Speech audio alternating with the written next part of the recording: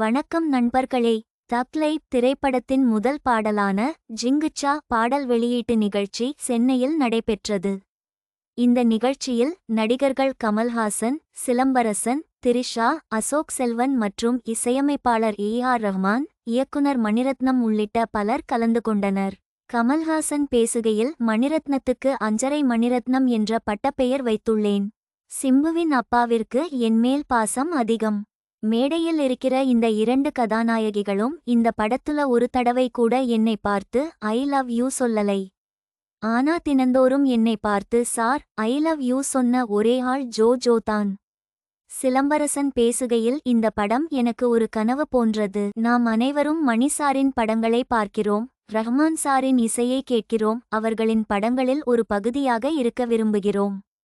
Kamal sir, என் திரைக்குரு, மணி sir மற்றும் Rahman sir ஆகியோருடன் ஒரே படத்தில் நடிக்க வாய்ப்பு கிடைத்தது ஒரு பெரிய ஆசீர்வாதம் என்றார். வி.டி.க்கு பிறகு த்ரிஷாவுடன் மீண்டும் இணைந்து பணியாற்றுவதில் நான் மகிழ்ச்சியடைகிறேன். இந்த வீடியோவை சப்ஸ்கிரைப் பண்ணுங்கள், லைக் பண்ணுங்கள், ஷேர் பண்ணுங்கள். நன்றி நண்பர்களே.